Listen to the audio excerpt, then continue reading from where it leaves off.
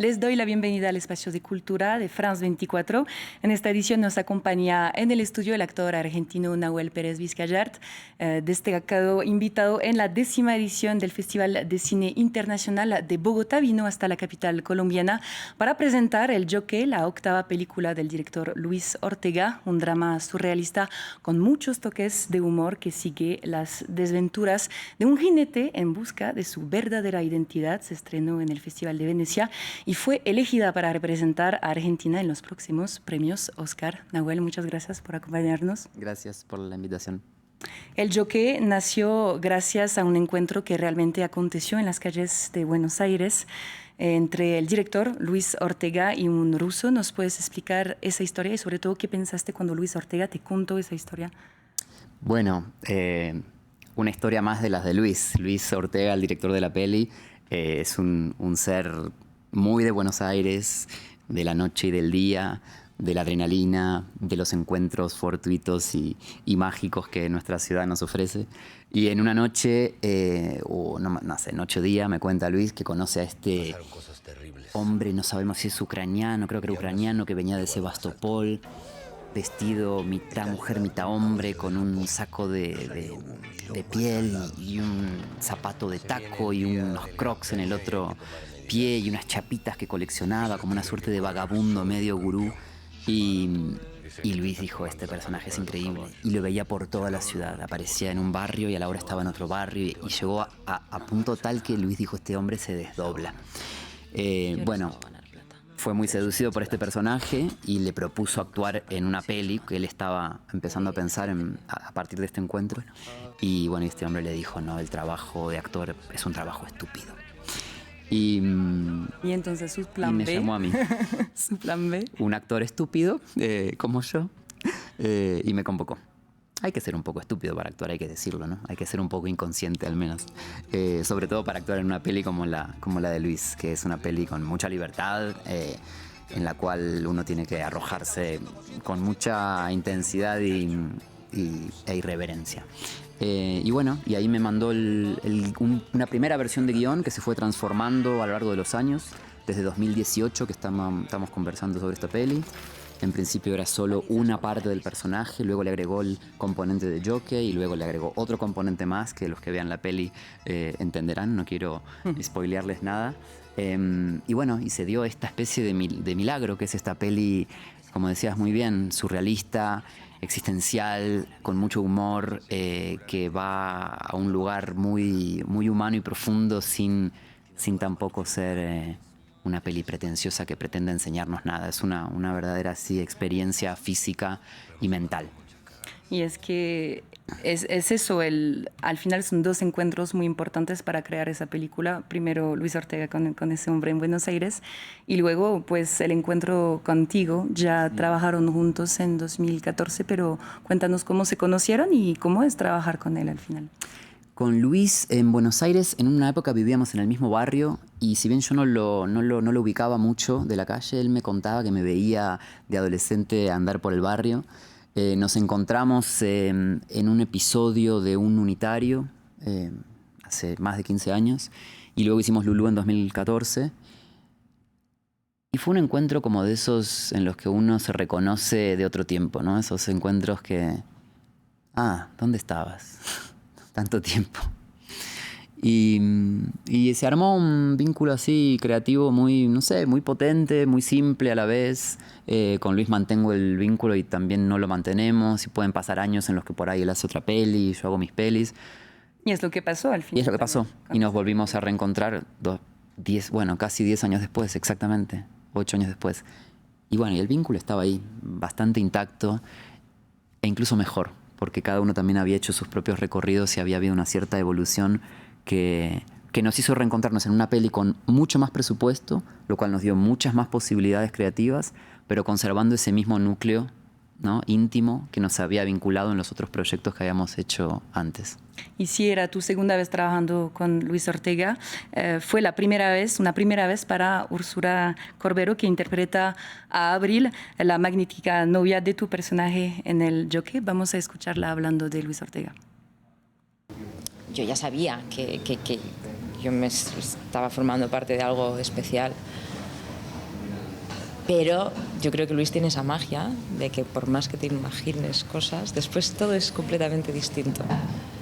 Tiene algo tan único y tan personal, como decía Nahuel, que tú puedes ir como con algunas ideas predeterminadas de casa y cuando llegas ahí dices, o sea, nada que ver con lo que me estaba imaginando. Nahuel, ¿estás de acuerdo con Úrsula? ¿Hay Sí. magia cuando uno trabaja con Luis Ortega? Completamente, completamente. Podría hablar durante horas intentando describir lo que es el set de Luis y me quedaría siempre corto o me escucharías decir cosas que parecen de un orden casi extraterrestre porque pasan cosas muy mágicas, casi místicas. Nos lleva a un lugar de disponibilidad del juego en la cual todos...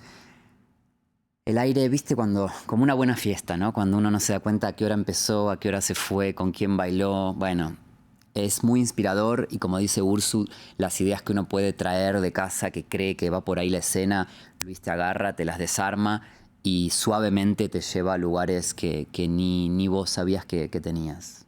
Y para volver a tu trabajo con Úrsula, este dúo de actores que forman en esa película, leí que la primera escena que grabaron juntos fue la escena del baile. Sí. Y es una escena clave para entender a esos dos personajes. Es una escena que de hecho permite tener más información sobre esos dos personajes y sobre la relación que tienen entre ellos que cualquier otro diálogo de la película. Sí. Sentí yo. El trabajo del cuerpo es necesario para encarnar a esa historia de transformación que al final es lo más importante de esta película, del Jockey. Absolutamente. Te diría que igual mi manera de abordar el trabajo siempre es a través del cuerpo o mi manera de abordar la vida incluso. Pero en esta peli fundamentalmente, como bien decís, era completamente indispensable que el cuerpo estuviera accesible, disponible, que se entregara al juego, que se entregara también a la transformación en el sentido más amplio, ¿no? Porque, bueno, cuando vean la peli el público se va a dar cuenta, o los que ya la vieron, hay una transmutación muy profunda, ¿no? Y en ese sentido, si bien no ensayamos mucho, ahí estamos viendo un poco el baile, el hecho de haber arrancado el rodaje con ese baile fue bastante fundacional, porque además de todo lo que uno puede entender de ese baile, ¿no? De los personajes, hay algo energético de ese baile que también se infiltra en la peli, ¿no? Y como ocurre al principio de la peli, también nos da como un poco la marca de hasta qué lugar va la peli ir, ¿no? Y bueno, y muestra estos dos personajes habitados por este fuego y esta irreverencia que los caracteriza y nos invita de alguna manera a entrar en esta espiral de transmutación de la que estamos hablando. Erwan Leduc, el director francés, director de la película La hija de su padre, dijo de ti que te escogió porque siempre estás dispuesto a probar cosas nuevas. Eso es un buen criterio para pues, un cineasta al momento de escoger a sus actrices y sus actores. Pero yo te quería preguntar, ¿a ti cuáles son tus criterios al momento de elegir un papel, un personaje? No sé si es tan intelectual o lógico el proceso para elegir un trabajo. Tiene mucho que ver con el encuentro, con la persona que va a dirigir la peli, fundamental. El director o la directora. Directora, entonces. siempre hay que estar ahí. O sea, quiero saber de la mano de quién voy a bailar. O sea, es como, me parece muy fundamental. Luego están, por supuesto, los compañeros y las compañeras. Y después también hay algo que va más allá de la estrategia, que tiene que ver con cómo uno le vibra a la película, qué tipo de experiencia me va también a proveer el proceso de rodaje. Creo que filmo más para vivir la vida, como dice Luis, muchas veces como para vivir una especie de sueño lúcido, para el cual también nos están pagando. Entonces le doy un lugar muy, muy especial al rodar una peli. No me considero un actor que pueda trabajar de cualquier cosa, cualquier película sin mediar con el corazón, ¿no? Y estar disponible el juego, como dice Juan. O sea, este trabajo solo se puede hacer si uno está realmente abierto a ir a lugares que por ahí ni uno sabía que tenía. Y creo que eso también es bonito cuando un director o una directora ve en uno lo que ni uno sabe que tiene, ¿no? Y eso pasa cuando uno lee un guión que dice, uy, no me reconozco acá, tengo que trabajar. Y bueno, muchas veces es porque el director o la directora está viendo algo que va a complejizar probablemente el personaje que ni uno sabe que lo lleva, ¿no?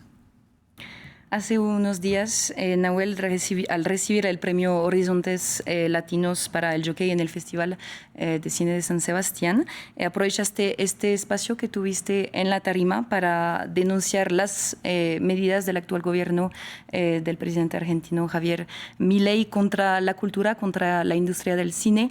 ¿Qué está pasando hoy en día en Argentina para todas las personas que trabajan en el cine?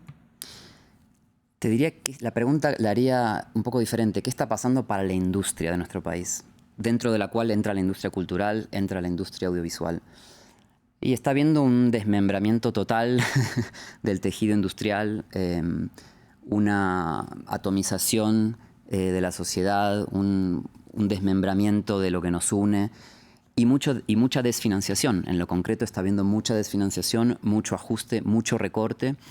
Y las prioridades de este gobierno son pagar una deuda ilegítima, fraudulenta, contraída con el Fondo Monetario Internacional, que nos va a endeudar por 100 años, que no trajo ningún tipo de beneficios al país, que no creó infraestructura, que no impulsó la industria, que simplemente se utilizó para cubrir a los bancos y que pudieran salir de su carry trade y de todas sus inversiones que hacen como capitales golondrinas que son.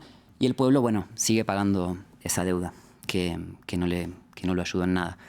Y bueno, y el cine está ahí atrapado en ese lugar. El INCA, que es nuestro Instituto Nacional, está muy desfinanciado, no están saliendo más proyectos, más partidas. Y bueno, como dije en San Sebastián, también hay mucha ignorancia, ¿no? Porque creen que es simple ocio la industria. Y bueno, Francia es un gran ejemplo en ese sentido, ¿no? Que como una industria cultural también participa de la economía de un país, puede generar inversiones, moviliza la economía, genera trabajo registrado. O sea que incluso en términos concretos, ¿no? Económicos, una industria cultural de un país puede realmente participar activamente y generar mejor calidad de vida para su pueblo. Aquí en France 24 igual vamos a seguir desde muy cerca el papel de la cultura y del cine, bajo obviamente el mandato del presidente Javier Milei. Muchas gracias, Nahuel, por esta conversación. Gracias a ustedes por invitarme. Y nos vamos a despedir con unas imágenes entonces del Jockey. Gracias a ustedes por su confianza y sigan con nosotros. Hay más cultura en France 24 y france24.com.